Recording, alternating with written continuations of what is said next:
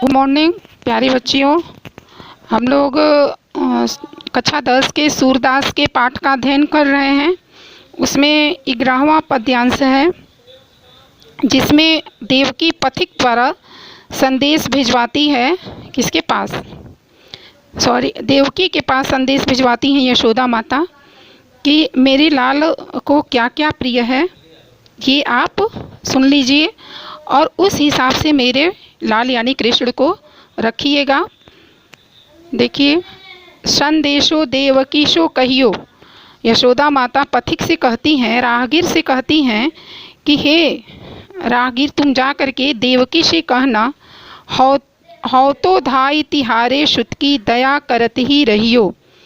वैसे तो वह तुम्हारा ही पुत्र है, तुम्हारा ही जन्मा हुआ सुत है, फिर भी मेरा उसके ऊपर अपार प्रेम है, क्योंकि मैंने उसका पालन पोषण किया है।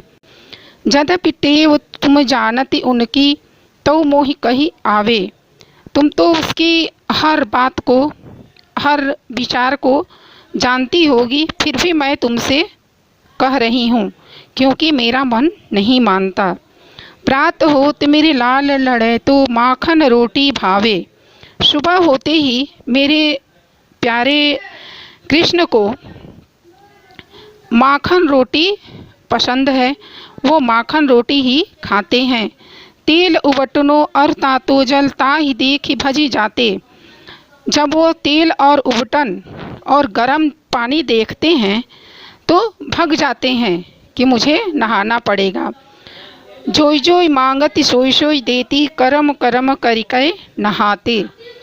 उस समय वो जो जो चीज़ की मांग करते हैं, जिस जिस चीज़ का वहाँ पे वो मांग करते हैं, जिस चीज़ की जिद करते हैं, वो चीज़ मैं उन्हें उस समय देती हूँ।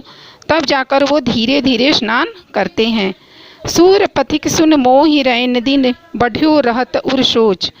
सूरदास जी कहते हैं कि यशोदा माता कह रही हैं कि हे पथिक, मुझे तो रात दिन बस यही चिंता लगी रहती है कि मेरा कृष्ण किस प्रकार से होगा। उसे तो देवकी से कोई बात कहने में भी संकोच होता होगा।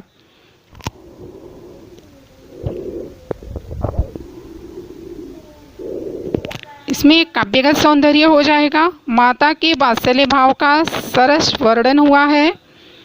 यहाँ कवि ने बाल मनोविज्ञान की सुंदर अभिव्यक्ति की है कि बच्चे अपरिचित स्थान पर किस चीज़ की इच्छा होते हुए भी संकोच के कारण चुप रह जाते हैं, जबकि अपने घर पर जिद कर लेते हैं। अगला है, भाषा सरल सरस ब्रज है, शैली मुक्तक है, छंद गेय पद है, रस वात्सल्य है, शब्द शक्ति व्यंजना है और गुण माधुर्य है।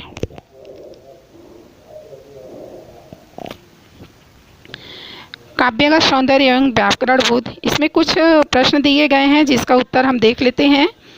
इसमें दिया गया है कि निम्नलिखित पंक्तियों में अलंकार को पहचान कर लक्षण सहित उसका नाम लिखिए। जैसे है, चरण कमल बंधु हरिराई, करि करि पद प्रतिपद प्रतिमन वसुधा, कमल बैठकी साजत, जोई जोई मांगती सोई सोई देती, क्रम क्रम करिके हाथे।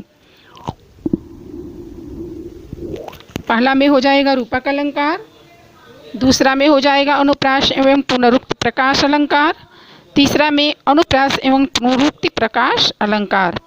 इसमें लक्षणा हो जाएगा। उपयुक्त अलंकारों में से रूपक एवं अनुप्रास के लक्षण काव्य सौंदर्य के तत्वों के अंतर्गत देखें।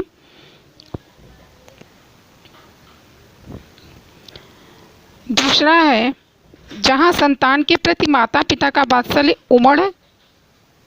उमड़ता रहता है, उन स्थानों पर वात्सल्य रस होता है। पाठ के जिन जिन पदों में वात्सल्य रस है उसका उल्लेख कीजिए। तो तीसरे, चौथे, पाँचवें और 11वें पद में वात्सल्य रस है। निम्नलिखित पंक्तियों में कौन सा रस है? अभिगत गति कुछ कहत न आवे, इसमें भक्ति रस है। निर्गुण कौन देश के वासी, तो इसमें वियोग श्रृंगार है। अगला है, निम्नलिखित शब्दों में से तत्सम तद्भव और देशज सब छांट कर अलग अलग लिखिए। तो इसमें नीचे दे दिया गया है, आप लोग इसे ध्यान से पढ़ लीजिएगा और लिख लीजिएगा। थैंक यू बच्चियों, आज के लिए बस इतना ही।